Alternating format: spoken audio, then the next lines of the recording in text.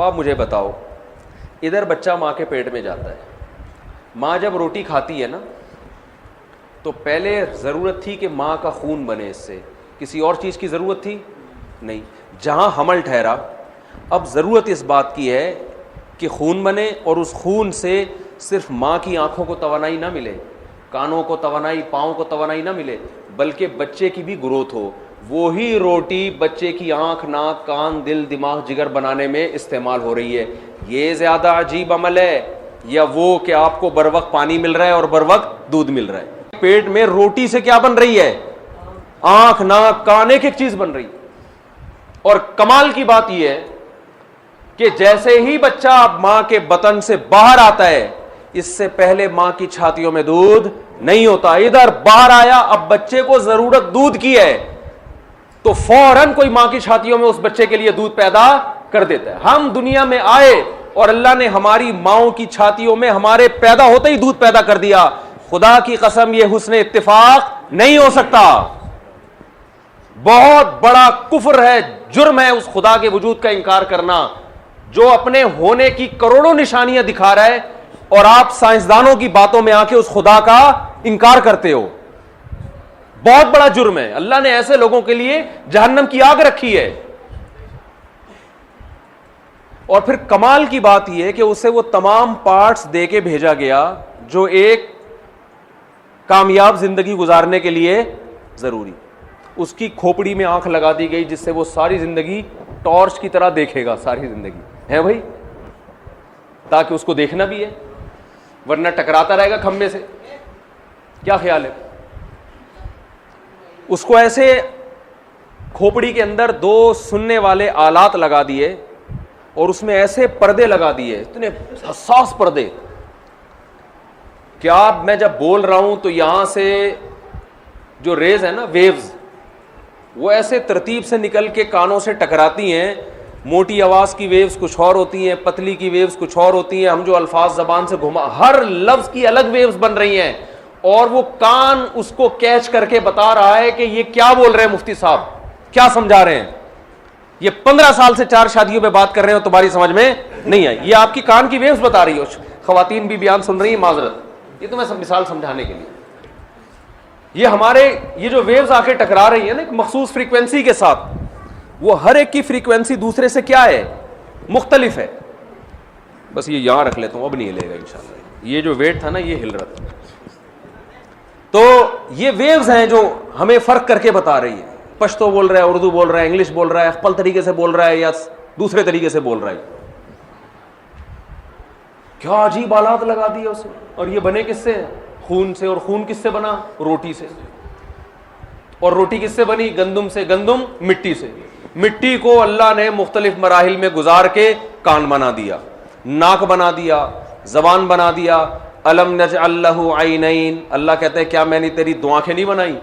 ولسانا وشفتین, اور زبان اور تیرے 2 ہونٹ نہیں بنائے میں نے؟ کیا عجیب نظام بنا دیا اس نے. تو میں یہ میرا ٹاپک نہیں تھا, یہ بات تمہید ذرا لمبی ہو گئی, تو میں یہ عرض کر رہا تھا بھائی ہم بنے نہیں ہیں, ہمیں کسی نے, سمجھتے ہو بات. اور جس نے بنایا ہے اس نے اپنا انٹروڈکشن بھی کروایا قرآن میں. قرآن کے علاوہ ہمارے پاس اللہ کو سمجھنے کی اور کوئی کتاب ہے نہیں, کیونکہ اللہ نے کسی اور کتاب کو پنپنے ہی نہیں دیا تاکہ ہمارے لیے جدا کرنا, حق اور باطل میں تمیز کرنا آسان ہو جائے. 1 نمبر کتاب بھی ہوتی, 2 نمبر بھی ہوتی, ہم کہتے ہیں ان میں صحیح کون سی ہے, بڑی مشکل ہو جاتی ہے نا. اللہ نے کہا کوئی اس کے علاوہ کوئی ہے ہی. کوئی اور کتاب جب آپ پڑھو گے نا جو اللہ کی طرف منسوب ہے, وہ کتاب پڑھنے سے لگے گا کہ اس سے اچھی کتاب تو ستار بھائی لکھ سکتے تھے, وسیم بھائی لکھ سکتے تھے, کلیم بھائی لکھ. یہ کیا لکھا ہوا ہے ان کے مذہبی رہنماؤں کی سمجھ میں نہیں آتا وہ کیا لکھا ہوا ہے. قرآن جب شروع ہوتا ہے الحمدللہ رب العالمین, تمام تعریف یہاں سے ابتدا ہو رہی ہے. تمام تعریفیں اس اللہ کے لیے جو تمام جہانوں کا پالنے والا ہے. یہ ایک سائنسدانوں کی سمجھ میں بھی آئے گا, ایک رکشے والے کی سمجھ میں بھی آئے گا, ٹماٹر والے کی سمجھ میں بھی آئے گا, یونیورسٹی کے پروفیسر کی سمجھ میں بھی آئے گا. ایک ایسا کلام جو انسانی نیچر کو اپیل کر رہا ہے. وَإِنَّ لَكُمْ فِي الْأَنْعَامِ لَعِبْرَةً, آپ دنیا کی کوئی مذہبی کتاب اٹھا کے پڑھو، میں حلفیہ بولتا ہوں 90% آپ کی سمجھ میں آئے گا ہی نہیں کہ یہ بول کیا رہے ہیں. آپ ان کے مذہبی رہنماؤں کے پاس جاؤ گے تو اس کی تشریحات کریں گے، ادھر جاؤ گے کچھ اور تشریح، وہ جاؤ کچھ اور، وہ خود کہے گا بھائی میری خود کھوپڑی میں نہیں. چند ایک چیزیں انہوں نے نکالی ہوئی، اس کے علاوہ خود ان کی سمجھ میں نہیں آتی. وہ زبانیں ہی ختم ہو گئیں، جن زبانوں میں کتابیں نازل ہوئی تھیں زبانیں ہی ختم ہو گئی. قرآن جس زبان میں نازل ہوا 20 ملکوں کی سرکاری زبان ہے، وہ کہا جاتا ہے، بولی جا رہی ہے، ایک ایک حرف سمجھ میں آ رہا ہے. اللہ نور السماوات والارض، کتنی واضح آیت ہے. اور آرڈر جو اس میں دیے جا رہے ہیں کتنے واضح ہیں. قل تعالوا، اے نبی ان سے کہو آؤ ہم تمہیں سمجھاتے ہیں تمہارا رب کن چیزوں سے خوش ہوتا ہے. ہم نے جو تم پہ احسانات کیے، اللہ بتا رہے ہیں نا، ماں کی چھاتیوں میں دودھ پیدا کر دیا، آنکھ ناک کان دل دماغ جگر دیا، پھر جوان ہوتے ہو 2 خاندان لگا دیے. ایک نسب والا خاندان جو پیدائش کے وقت ہوتا ہے، هو الذی خلق من الماء بشرا، اللہ وہ ذات ہے جس نے پانی سے انسان کو پیدا کیا، ایک منی کے قطرے سے پیدا کیا، اور ایسی عزت دی، حالانکہ وہ تو ذلیل پانی تھا، کپڑوں پہ لگ جائے دھوئے بغیر نماز نہیں ہوتی. گندا پانی جسم سے نکلے غسل کیے بغیر نماز نہیں ہوتی، پورے جسم کو ناپاک کر دیتا ہے. اتنا گندا پانی، اس سے جو چیز بن کے آئے گی وہ بھی گندی ہونی چاہیے. کیا خیال ہے بھائی؟ تو گندی ہونی چاہیے. اللہ فرماتے ہیں نہیں، ایسی خوبصورت بنائی. بچہ کتنا پیارا ہوتا ہے جب پیدا ہوتا ہے، سب گود میں اٹھا کے چوم رہے ہیں اس کو. اور پروٹوکول کتنا ملتا ہے، پروٹوکول کتنا ملتا ہے بچے کو. فجعلہ نسبا، 2 خاندان دیے. فرمایا ایسا ہی نہیں کہ ایدھی سینٹر سے دریافت ہو گیا، 2 خاندان دیے اس کو. ایک خاندان کیا نسب والا، ددیال ننیال، یہ نسب والا خاندان. ددیال بھی خوش ہو، ددیال کو پشتوں میں ددیال ہی بولتے ہیں نا، ددیال سمجھتے ہیں نا، باپ والا خاندان، وہ بھی خوشی منا رہے ہیں. اور ایک ننیال، ماموں خالہ، یہ والا خاندان، یہ بھی خوشی منا رہے ہیں. 2 خاندانوں میں پیدا کیا اللہ نے اس کو، جو اس کو سپورٹ کرتے ہیں، دعوتیں کرتے ہیں، عقیقے کر رہے ہیں، سب کو بلا رہے ہیں. بھائی چچا کو نہ بلاؤ وہ ناراض ہوگا، یار میرا بھی تو بھتیجا ہے، میرے کو کیوں نہیں بلایا تم نے. ختنے پہ کوئی دعوت نہیں ہے اسلام میں، خوب سمجھ لو. بچے کی پیدائش پہ تو ہے، بچے کی ختنے پہ نہیں. ہمارے مفتی رشید احمد صاحب رحمہ اللہ ایک چٹکلا سنایا کرتے تھے کہ ان کے بڑے بھائی تھے، ان سے کسی نے کہا کہ فلاں آدمی نے ختنے کی دعوت کی ہے، مجھے نہیں بلایا. انہوں نے کہا بھائی اتنی سی بوٹی ہے کس کس کو کھلاتا ہوں، اللہ معاف فرمائے. تو ختنے کی کوئی دعوت نہیں ہوتی. تو خیر، تو فجعلہ نسبا، 2 خاندان دیے، ددیال بھی اور ننیال بھی. اور فرمایا جب جوانی کی دہلیز پہ قدم رکھا، ایک اور خاندان، صہرا، سسرال والا خاندان.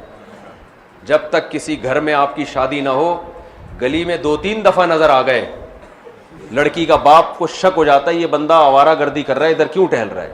گلی کے کتے آپ کے پیچھے چھوڑ دے گا وہ، لیکن وہی رشتہ ہو جائے، ہاں ہو جائے، پھر آپ گلی کے نکڑ پہ کھڑے ہوں، آپ کے سسر صاحب بولیں گے بیٹا یہاں کیوں کھڑے ہوئے، اندر آؤ گھر بیٹھے. کیا خیال ہے؟ ساس بلائے گی بیٹا ادھر کیوں ٹہل رہے ہو، ہماری عزت خراب ہو رہی ہے. لوگ بول رہے ہیں ان کا داماد ہے ادھر ادھر پڑا ہوا ہے بیچارہ، بیٹھو. پھر دامادوں کے نخرے ہوتے ہیں، میں گیا چائے کا نہیں پوچھا مجھے. ہے بھائی یہ عزت کس نے دی ہے؟ اللہ نے. سسرال. اور یہ عزت شادی سے ملتی ہے. انگریزوں کے ہاں نہ ددیال ہوتا ہے اور نہ سسرال. ایک مثال میں پچھلی دفعہ جب پشاور آیا تھا نا تو بھی دی تھی، اب دوبارہ آئے حیات آباد میں جو بیان ہوا تھا دوبارہ دے دیتا ہوں. بڑی خاندانی مثال ہے. مثال میں جس چیز کو پیش کیا جا رہا ہے وہ تو خاندانی نہیں ہے، گدھے کو پیش کرتا ہوں میں اس مثال میں، لیکن اس پہ جو مثال فٹ ہو رہی ہے وہ کیا ہے بتاؤ. گدھے کا ماموں ہوتا ہے؟ بولو نا. گدھے کا چاچا ہوتا ہے؟ گدھے کی خالہ؟ کیوں؟ گدھے کا باپ نہیں ہوتا. رشتے باپ سے بنتے ہیں، ماں سے. باپ ہوگا تو پھر آپ کی ماں بھی ماں بنے گی وہ. اور باپ جو وجود میں آتا ہے وہ نکاح سے وجود میں آتا ہے. انگریزوں میں بہت سے لوگوں کے فادر نہیں ہوتے، گرل فرینڈ سے بچہ پیدا ہو جاتا ہے، وہ اس کو انہوں نے باپ قرار دے تو دیا ہے بوائے فرینڈ کو بھی، لیکن حقیقت میں وہ باپ نہیں ہوتا. قرار دینے کو تو کچھ بھی قرار دے دو. وہ ہمارے ایک دوست تھے, وہ بیڈمنٹن گلی میں بہت کھیلتے تھے, ظفر بھائی کی بات کر رہا ہوں, اسلام صاحب کے بیٹے. سردیوں میں نا بیڈمنٹن, تو وہ جب بھی بلب لگاتے بچے توڑ دیتے اس کو. ہماری مسجد کے امام تھے مولانا دلبر صاحب. اس دور میں افغانوں کی جنگ ہو رہی تھی رشیا کے خلاف, ہم چھوٹے بچے تھے بہت. تو امام صاحب ہر نماز میں دعا کراتے تھے, اے اللہ روس کو نیست و نابود فرما دے, اے اللہ روس کو نیست و نابود. اور یہ بھی بہت دیتے تھے کہ فلاں بھی دائرہ اسلام سے خارج, فلاں بھی دائرہ اسلام سے خارج. تو ہمارے جو ظفر بھائی تھے نا ہمارے پڑوس میں, وہ جب کئی دفعہ بلب لگایا بچے نے توڑ دیا, تو ایک دن کہنے لگے اے اللہ جو یہ بلب توڑے اس کو نیست و نابود کر دے. پھر کہنے لگے میرا یہ فتویٰ ہے, آئندہ جو اس بلب کو توڑے گا وہ دائرہ اسلام سے خارج. وہ دائرہ اسلام سے کیا, کوئی گورنمنٹ کی طرف سے پابندی نہیں ہے, کوئی بھی کسی کو کسی بھی ٹائم پہ کچھ بھی قرار دے سکتا ہے. تو انہوں نے کافر قرار ہونے کا فتویٰ دے دیا, جو بلب توڑے گا وہ اسلام سے خارج, سے کافر ہی ہے نا. تو انگریزوں نے گرل فرینڈ کا جو بوائے فرینڈ تھا اس سے حرام بچہ جو پیدا ہوتا تھا, تو بوائے فرینڈ کو باپ قرار دے دیا ہے. قرار دینے پر گورنمنٹ کی طرف سے کوئی پابندی ہے نہیں. اصل میں باپ یہ ہوتا نہیں ہے, باپ وہی ہوتا ہے جس کی بیوی سے بچہ پیدا ہو, گرل فرینڈ سے تھوڑی ہو. یہی وجہ ہے کہ جانوروں کے باپ نہیں ہوتے, مائیں ہوتی ہیں, کیونکہ نکاح نہیں ہوتا. فرینڈشپ تو ان کے یہاں بھی ہوتی ہے, فرینڈشپ تو ہوتی ہے ان کے یہاں بھی, تھوڑی دیر کی ہو, 1 گھنٹے کی ہو, 1 مہینے کی ہوتی ہے, نکاح نہیں ہوتا. تو یہ نکاح اللہ نے عزت دی ہے کس کو, انسان پیدا ہوتا ہے تو ماں باپ کا چونکہ نکاح ہوا تھا لہذا دونوں خاندان خوش ہوتے ہیں. جوان ہوتا ہے تو پھر ایک اور خاندان ملتا ہے. تو یہ نعمت بھی کس نے ہمیں دی ہے, اللہ نے دی. وہ الگ بات ہے ہم اس نعمت سے جان چھڑا رہے ہیں, نکاح نہیں کر رہے, دیر سے کر رہے ہیں, تو ہمارا اپنا مسئلہ ہے نا. تو اب اس ہمارا یہ نظریہ, ہاں میں یہ عرض کر رہا تھا کہ یہ آیتیں قرآن بیان کرتا ہے, 2 اور 2 4 کی طرح ہماری سمجھ میں آتی ہیں. ایسا انٹروڈکشن ہے, ایسا تعارف ہے خدا کا. اسی وجہ سے ہم اس اللہ کو مانتے ہیں جس نے قرآن نازل کیا, ہم کسی اور خدا کو نہیں مانتے, کیونکہ وہ تو اپنا تعارف ہی نہیں کروا رہا, وہ تو چپ کر کے بیٹھا ہوا ہے. ہم تو اسی کو مانیں گے نا جو بول رہا ہے, اپنی باتیں کر رہا ہے.